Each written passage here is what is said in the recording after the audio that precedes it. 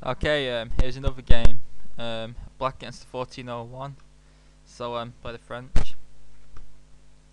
I like it. I hope I get a proper opening. Please don't exchange variation. That's not proper opening. At the Tarrasch. No, I don't have a line against this at the moment. So I'll play Be7. Got a few lines, but I don't know which one's best. I'm gonna think it's C5. And then maybe I don't know. I just don't know fit at all. Knight of 6. Please tell me some theory on this opening in the comments box if possible. If you know any of it. I don't know any theory. It's like I hate the Tarrasch because I don't know any theory on any of the lines. There's a bad loss to I think for in CL, which will be a video soon. I'm not sure the point of Bishop E7 actually, so that's the problem. But it's just like a high class waiting move, I think the book described it as. Well, I think I'll take on D4 actually, because I'm sure he's supposed to take on C5 in that lines. I'm sure there's got to be some kind of punishment for it.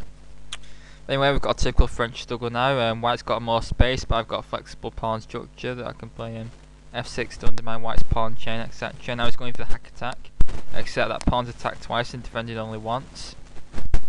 So it's going to leave the board. I think the idea was to get rid of my bishop and play knight f3 with tempo. I'll go back to... Wait a minute. Ooh, ouch.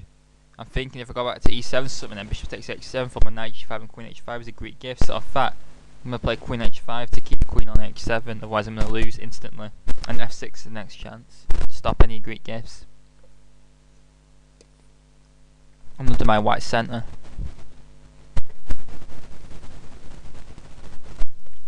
I was so about to play queen e7 and I lost in like 50 moves. I had to upload that embarrassing loss.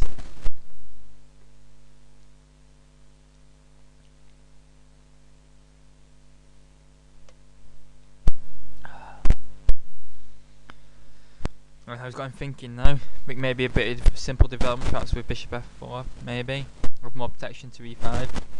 Maybe he'll take on c5, but that can only be good for me after one of the knights takes on e5, followed by taking probably on c5 next. So I'm pawned up as well. White's king's going to be a bit exposed with that pawn missing. If I can play f6 and now he's sacrificed the pawn, which will actually fall with check. Interesting. Of course he's got a point, so his king will move, and then he's got open lines up towards my king. I think I can actually force a draw if I want, but I'm slightly higher rated for a start. But I'm worried he might open lines up towards my king. Well, if I'm not careful, it's going to be rook g1 next. But sacrifice the pawn like that right in front of your king cannot be good. I'd rather have the queen h5, so there's no king g3. But next comes rook h1, and then taking on h7.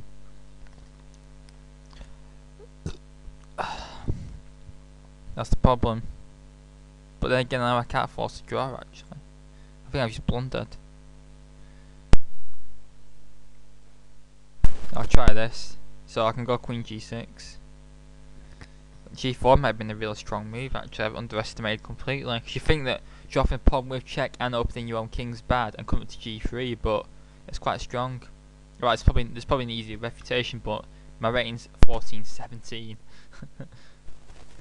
Knight takes f6, and I'm threatening queen g4.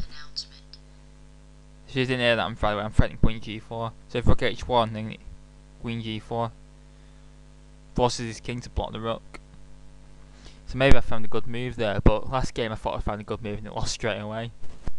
I'm also looking at maybe pawn stacks of e5 to liberate this bishop, which will point towards his king, and threatening queen h3 mate as well.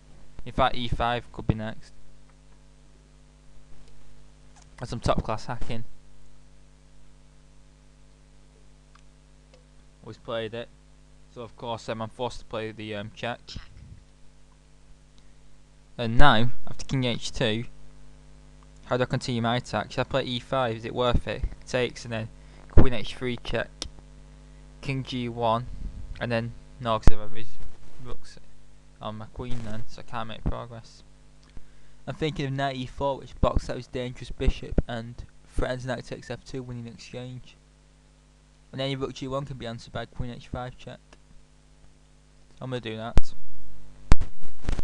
Interesting game. I'm also on his knight in f3 as well, so this looks absolutely crushing. So rook g1, queen h5 check. I'm on his knight in f3 twice. He's also 2 pawns behind, and I'm threatening knight takes f2, winning the exchange. And his king's wide open, and mine's actually quite safe. So this could be a win here. Get them points back. He's took. I'll take back with a pawn. Now his knight's gonna have to go somewhere, and then f2 falls with check, unless he resigns. In fact, f2 falls with checkmate. It looks like. So this is game over, I think. Good little bounce back. I expect he's going to resign. God, if I lose now, it'd be pretty embarrassing. Okay, if rook g1, then we have queen check followed by e takes f3 with check. Might be something stronger actually. Yeah, he's resigned. His game is crushing that. He's got back over game.